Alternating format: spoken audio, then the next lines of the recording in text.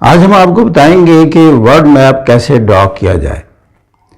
ये अगरचे उस तरह उतना एक्यूरेट ज़रूरी नहीं है, लेकिन रफली स्पीकिंग इसकी सिमेट्री कायम रहनी चाहिए और दुनिया के कॉन्टिनेंट्स इसमें वाज़ेह होने चाहिए। तो इसका तरीक़ाकार क्या होता है? इसका तरीक़ाकार में आपको पहले जो काम करना है वो ये कि जैसे आप जानते हैं कि ग्लोब में हम इसको दो हाफ में तकसीम करते हैं। दरमियान में जो लाइन होती है उसे हम इक्वेटर कहते हैं। तो ये 0 डिग्री लैटीट्यूड पर है इक्वेटर, और एक लाइन आपने ड्रॉ करनी है इसके ऊपर जिसे हम ट्रॉपिक ऑफ कैंसर कहते हैं, 23.5 डिग्री लैटीट्यूड पर होता है। और इसी तरह इसके नीचे ट्रॉपिक ऑफ कैप्रिकॉर्न, ये भी 23.5 डिग्री लैटीट्यूड पर। तो ये अंदाजन आपने लाइन दो ड्रा करनी है। तो ये तीन लाइनें बड़ी इंपॉर्टेंट हैं। आप सारी दुनिया के मैप को इसके हवाले से कर सकते हैं, लेकिन अगर आप ज़्यादा एक्यूरेसी चाहते हैं तो फिर दो लाइनें और ड्रा करें। वो है नॉर्थ में है आर्कटिक सर्कल, ये 66.5 डिग्री पर होता है, और इसी तरह साउथ में है एंटार्कटिक सर्कल, ये भी 66.5 डिग्री लैटीट्यूड पर होता है। तो ये अगर इसका डिस्टेंस आपने रफली देखना है तो जितना तकरीबन इसका डिस्टेंस है इसी के करीब आपने इस डिस्टेंस पर इसे ड्रा कर लेना है। अब आपके सारे जो कॉन्टिनेंट्स हैं वो इन्हीं लाइंस के दरमियान मुकम्मल हो जाएंगे। अब हम शुरू करते हैं वैसे एशिया से, बाकी फिर उसके बाद हम अफ्रीका में जाएंगे और फिर अमेरिकाज में जाएंगे। चंद एक चीज़ों का आपको इल्म होना चाहिए। जैसे मिसाल के तौर पर ये ट्रॉपिक ऑफ कैंसर है, ये इंडिया के सेंटर में से गुजरता है, अफ्रीका के थोड़ा नॉर्थ में से गुजरता है, और इसी तरह आप देख रहे हैं कि ये मैक्सिको में से गुजरता है। अब ये इसकी ना सिमेट्री को डिटरमिन करेगा। अब मैं इंडिया से स्टार्ट करता हूँ कि देखें, इंडिया अगर आप देखें तो ये एक ट्रायंगुलर ऐसे फैशन में ऊपर को आता है। अब ये उसके सेंटर में से हो गया, और साथ ही अब इसको जब लेफ्ट लेकर जाते हैं तो ये पाकिस्तान से थोड़ा सा नीचे ये चलता है ट्रॉपिक ऑफ कैंसर। ये फिर आप देख रहे हैं कि पाकिस्तान का ये सदर्न बॉर्डर है अरेबियन सी पर। तो फिर इसके बाद ये फिर यहाँ ऐसे चला जाता है ईरान के साथ, और फिर यहाँ आप देखते हैं पर्शियन गल्फ है ये। अब ये अरेबियन पेनिनसुला है और ये सुएज कनाल तक इसको हमने लेके जाना है। अब ये अफ्रीका शुरू हो जाता है, इसके साथ साथ सुएज कनाल से बिल्कुल इसका लेफ्ट टर्न होता है, और आप देख रहे हैं कि ये हम अफ्रीका ड्रा कर रहे हैं। जब आप मैप सामने होगा तो आप देखेंगे कि इसकी जो टर्न है वो यहाँ से इसका ये इसके साथ अंदर टर्न करता है, उसके बाद ये ऐसे करता हुआ ऐसे ऐसे ये इसकी टिप है, और फिर ये ऊपर, और ये हॉर्न ऑफ अफ्रीका है यानी सोमालिया। अब हम इसके साथ इधर को आते हैं एशिया का बाकी हिस्सा। तो आप देख रहे हैं कि इंडिया फिर थोड़ा ऊपर को चलता है, और फिर यहाँ से बंगाल, और फिर ये बांग्लादेश शुरू हो जाता है, और बांग्लादेश से फिर ये नीचे को आता है, और ये फिर आप देखें म्यांमार, और इसके बाद ये थाईलैंड, और फिर ये नीचे को आकर मलेशिया, और फिर यहाँ से ऊपर को जाता है, और फिर ये कंबोडिया, इसके साथ ही ये वियतनाम में से बॉर्डर बनाता हुआ अब ये फिर ऊपर को जा रहा है। ये चाइना हो गया। चाइना के बाद आपने देखना है कि यहाँ कोरियन पेनिनसुला आता है। ये देखें, ये हमने कोरियन पेनिनसुला बना दिया है। इसको हम जनरली डिवाइड नहीं करते, बर्ड में आता है कि साउथ कोरिया हो गया, ये नॉर्थ कोरिया हो गया। उसके बाद हम देखते हैं ये चाइना का हिस्सा ही चल रहा है, और फिर ये फाइनली यहाँ से थोड़ी दूर के बाद रशिया स्टार्ट हो जाता है, और रशिया की एक थोड़ी सी लाइन अंदर को आ जाती है ये, और फिर यहाँ रशिया ख़त्म हो जाता है। ये यहाँ बैरन सी है, तो उसके बाद ये आर्कटिक ओशन में दाखिल हो जाता है समंदर। तो अब जैसे मैंने 66.5 पर ये आर्कटिक सर्कल ड्रा किया है, हम देखते हैं कि जो रशिया है थोड़ा सा इसके ऊपर जाता है। अब ये देखें ऊपर को जाता है इस तरीके से, ये रशिया है। अब रशिया के बाद ये 3 स्टेट्स और आती हैं। ये हम नॉर्डिक कंट्रीज हैं, तो नॉर्वे, स्वीडन और फिनलैंड। तो अब हमने अलग अलग तो नहीं करना, लेकिन अगर आप देखें मुकम्मल तो ये देखें, ये फिनलैंड का बॉर्डर है रशिया के साथ, और फिर यहाँ करते हुए ये नॉर्वे है, और फिर ये स्वीडन है, और स्वीडन के बाद फिनलैंड है। ये बाल्टिक सी है, तो बाल्टिक सी भी शो करना है आपने। और फिर यहाँ यूरोप जो है, अब ये चल रहा है यूरोप, फिर नीचे को आता है तो यहाँ से फ्रांस शुरू हो जाता है।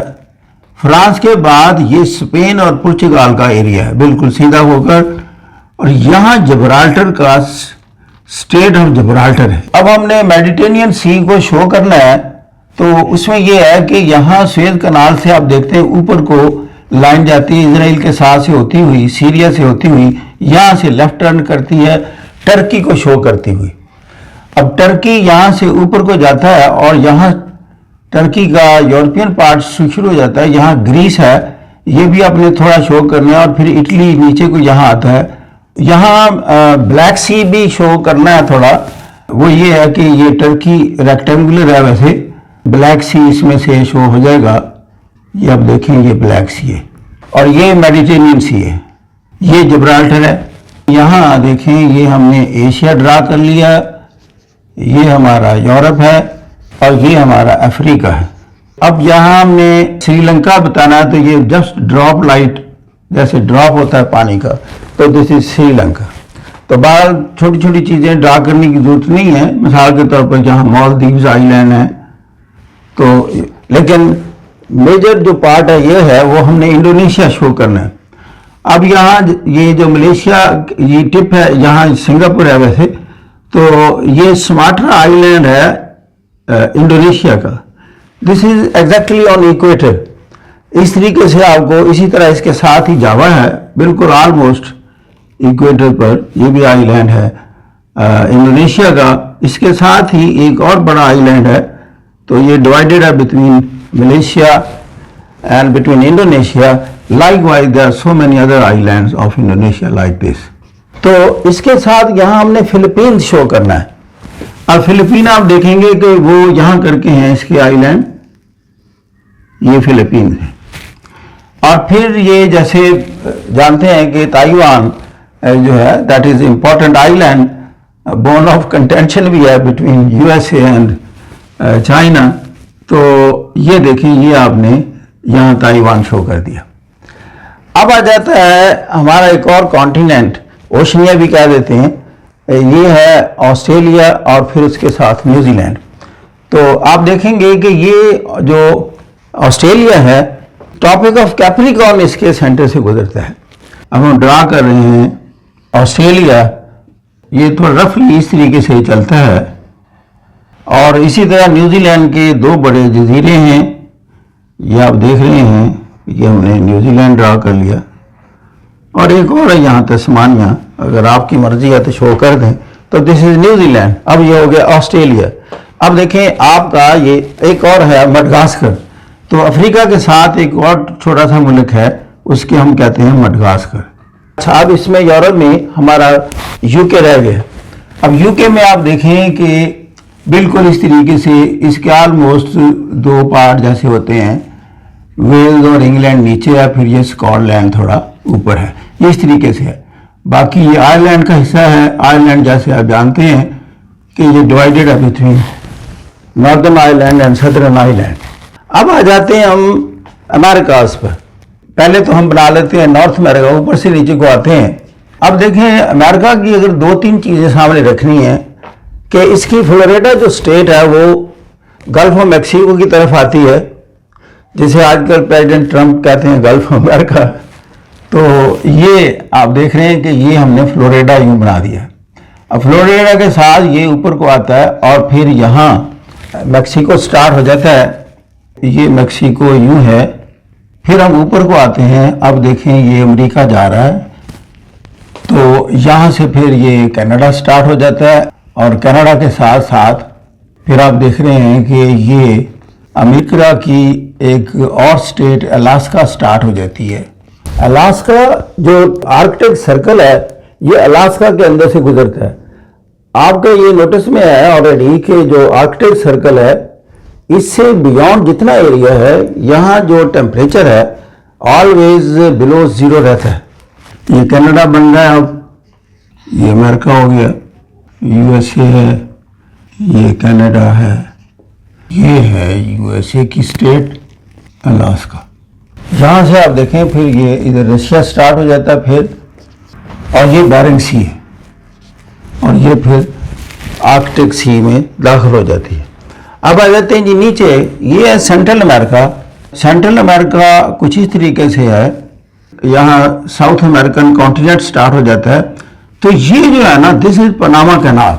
तो ये पनामा कैनाल जो है ये पैसिफिक ओशन को अटलांटिक ओशन से मिलाती है। अब हम बनाते हैं इसको साउथ अमेरिकन कॉन्टिनेंट को, तो ये कुछ इस तरीके से है ऐसे करके, फिर ये बिल्कुल इसकी टिप होती है और ये चिली है, चिली के साथ ऊपर ये फिर इक्वेटर से होता हुआ यहाँ एक कंट्री है उसको हम कहते हैं इक्वेडोर। इक्वेडोर इसीलिए कहते हैं कि वो इक्वेटर में है, तो Ecuador is here over here, ये इक्वेडोर है। और ये ब्राज़ील है, ब्राज़ील के नॉर्थ में से जो इक्वेटर गुजरता है, और आप देख रहे हैं कि Amazon river is there in Brazil Atlantic ocean. तो इक्वेटर के ऊपर जो एरिया है उसे हम नॉर्थ अटलांटिक कह देते हैं, जो साउथ में है साउथ अटलांटिक ओशन कह देते हैं।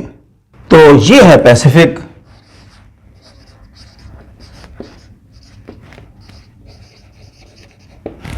और यहां है ये इंडियन ओशन। तो ये सारा फिर पैसिफिक है, but this is South China Sea and this is North China Sea. हाँ, एक इधर रह गया एशिया में, दैट इज जापान। तो जापान इज ओवर हियर, इसके ये जज़ायर हैं। अब एक और कॉन्टिनेंट रह गया, वो है अंटार्कटिका कॉन्टिनेंट। तो ये अगर आपने अंटार्कटिक सर्कल बनाया हुआ है तो ये इसको टच करता है, और इसको टच इस तरीके से करता है कि ये कॉन्टिनेंट का थोड़ा सा हिस्सा अंटार्कटिक के ऊपर आता है दो एरिया से, बाकी ये नीचे है। अगर आप इसको देखें, इसका जो लैंड मास है that is just 5%, 95 under snow रहता है, यानी जो नेकेड पार्ट है स्नो से बाहर वो तकरीबन 5% है। अब ये हमने इसको यहाँ मिला दिया था, दिस इज रॉन्ग। ये एक्चुअली हमने इसको ग्रीनलैंड शो करना था। ये है ग्रीनलैंड। यहाँ फ्लोरिडा के साथ ही एक और इम्पॉर्टेंट कंट्री है जिसे हम क्यूबा कहते हैं, क्योंकि इसके इंटरनेशनल रिलेशन में इसकी अपनी एक इम्पोर्टेंस है। इक्वेटर की जो मैंने बताया था कि सबसे बड़ी जोग्राफिकल इम्पोर्टेंस ये है कि maximum rainfall occurs on equator, इसीलिए दुनिया के बड़े बड़े दरिया इक्वेटर से निकलते हैं क्योंकि वहाँ बारिश बहुत होती है। इसी तरह रिवर नाइल है, वो भी लेक विक्टोरिया यहाँ से निकलकर ultimately that falls into Mediterranean sea. इसी तरह ये अमेज़न है, ये भी इसी इक्वेटर से निकलकर तो ये अटलांटिक ओशन में गिरता है। और फिर इसी तरीके से आप देख रहे हैं यहाँ बड़ा दरिया तो कोई नहीं है जो मलेशिया और इंडोनेशिया जहाँ से इक्वेटर गुजरता है, लेकिन हैवी रेनफॉल की वजह से बड़े थिक फॉरेस्ट हैं यहाँ इंडोनेशिया में ख़ास तौर पर और मलेशिया में भी। तो this is all for today जी। Thank you very much for listening. God bless you.